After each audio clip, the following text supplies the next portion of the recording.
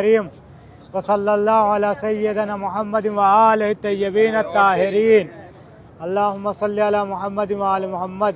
ये मकाम वो है कि जहाँ से जनाब ज़ैनब सलामुल्लाह अलैहा अपने भाई को ज़िबा होता हुआ देख रही थी। इसे तारीख है और इन्हीं और इन दोनों के दरमियान एक जगह थी मकाम जनाब सकीना। जनाब सकीना जहाँ घोड़े के पाँव से लिपटी हुई बयान कर रही थी कि मेरे बाबा के घोड़े मेरे बाबा को ना लेके जाए, इसलिए कि जो भी सुबह से गया है वो वापस नहीं आया है। इसी टिल्ले ज़ैनबिया के थोड़ा सा उस टाइप पे था फुस्ताद, वो जगह जहाँ से अली अकबर को दोबारा इमाम हुसैन पहले खैमे से अलविदा किया है। उसके बाद जब अली अकबर थोड़ा सा आगे बढ़े तो किसी के आने की आहट को जब महसूस किया है तो अली अकबर ठहर गए। पीछे मुड़ के क्या देखा कि ज़ईफ़ बाप कमर पे करीब आए तो कहा, बाबा मुझे अलविदा कह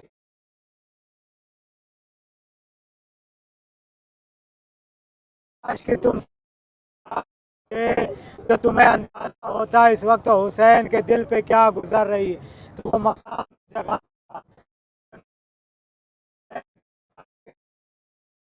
है, एक बुलंदी थी, एक ऊंची थी। जैसे आप हरम इमाम हुसैन में जाएंगे ऐसी है कि जहाँ अक़दगाह इमाम हुसैन अलैहिस्सलाम है, यही वो जगह है कि जहाँ इमाम हुसैन अलैहिस्सलाम के सीने पे कुंद खंजर लिए हुए इम्र मलऊन सवार था। इम्र कहता है कि ताकि हुसैन के गले पे रुक रुक चले, ताकि हुसैन अजियतों के साथ शहीद हो, हुसैन मुसीबतों के साथ शहीद। ऐसे भी एक जुमला कह दूं, जब गला खुश्क होता है तब भी खंजर रुक रुक के चलता है। यही वजह है कि 12 ज़रबों में इमाम हुसैन को शिम्र मलऊन ने ज़िबा किया है। ये अज़ादारों, एक बहन यहीं से खड़ी देख रही थी। जनाब ज़ैनब ने एक जुमला कहा, या जद्दा सल्लल्लाहु अलैहि का मलाइकतुस्समा आज़ा हुसैन, ए नाना ये आपका हुसैन है जो खाको खून में आगोश्ता है। ये अज़ादारों जज़ाकुमुल्लाह अज़ादारों, एक मर्तबा हुसैन ने अपने सर को उठा के कहा, बहन खैमे में जाओ। ये अज़ादारों, अभी आप खैमे से आए हैं ना, जनाब ज़ैनब औलिया मकाम अभी खैमे में नहीं पहुंची थी। तारीख़ कहती है एक कदम खैमे के अंदर था, एक कदम खैमे के बाहर। आवाज़ गूंजी, अला क़द क़ुतिल हुसैन बेकरबला।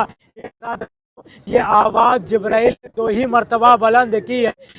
पहले जब अमीरुल मोमिनीन कूफे में शहीद हुए, जब ज़रबत लगी है मौलाए कायनात को, तब जिब्राइल ने कहा था, क़द क़ुतिल अमीरुल मोमिनीन। जब हुसैन करबला में ज़िबा हुए तब जिब्राइल ने आसमान पे कहा, अला क़द क़ुतिल हुसैन बे करबला।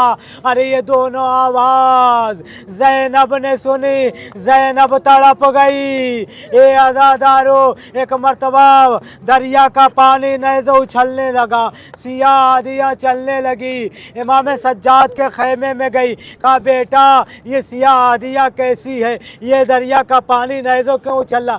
इमाम सज्जाद ने कहा, फूफी अम्मा ज़रा खैमे का पर्दा तो हटाइए। अब जो ज़ैनब ने खैमे का पर्दा हटाया, क्या देखा, नोके नैज़ा पे बाबा का सार। आवाज़ दी, अस्सलामु अलैका या बाबा। अम्मा आप बिन भाई की हो गई, मारा गया। मैं ज़ैनब हूँ बहुत गम की सताई हूँ, बड़े नायाब मोती करबला में खो के आई हूँ। मेरे नाना मैं ज़ैनब हूँ बहुत गम की सताई हूँ। बीबी ज़ैनब ने यहीं से वो मंज़र देखा था। अजब मंजर था जिसको मैंने एक टीले से देखा था।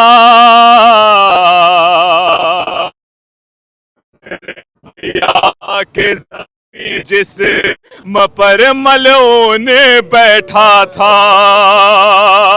अरे जब उसने कुंदे खंजर तशे न लब गर्दन पे रखा था, मैं चिल्लाई बहुत जालिम मगर ना मेरी सुनता था। अरे ना जाने शिमर के आगे मैं कितना गिड़ाई हूँ। मेरे नाना मैं ज़ैनब हूँ, बहुत गम की सताई हूँ। बर मोहम्मद वाले मोहम्मद।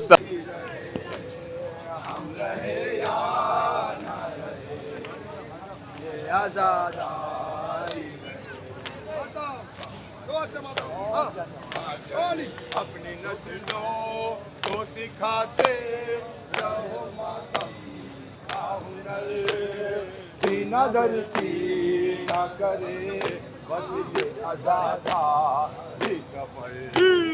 जैसे हालात भी हो ये अमल जारी रहे, हम रहे या ना रहे ये आज़ादी रहे। शम्मा से शम्मा जले सिलसिला जारी रहे, माशाअल्लाह। हम रहे या ना रहे ये आज़ादी रहे। हाथ बदले ये ज़माने की रविश और मौसम, एक पल भी ना रुके आशिक और मातम। मातम का जुनून तारी रहे, हम रहे या ना रहे ये आज़ादी रहे।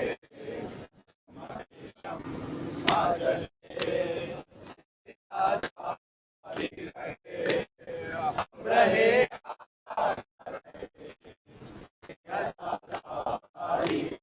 अपने घर में किया ना सजाना है मुझे, अपने बच्चों को आज़ाद बनाना है मुझे।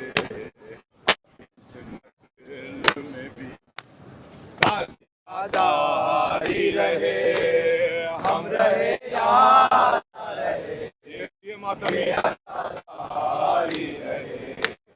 शम्मा से शम्मा जले सिलसिला जारी रहे, हम रहे या ना रहे ये आज़ादी रहे। इस साल अरबईन में ज़ायरीन है, इस साल अरबईन में जो ज़ायरीन है। इस साल अरबईन में जो ज़ायरीन है। इन सब की अहलो आल को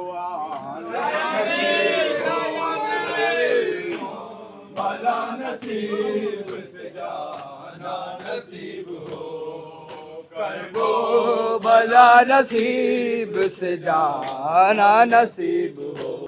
सो ये मुकाम है जाफ़र जीन, इनके बारे में मौलाना साहब बताएंगे, आपको बहुत खुल के बताएंगे। परदेश में कफन मुझे नाना नसीब हो, करबो भला नसीब से जाना। मोहम्मद वाले मोहम्मद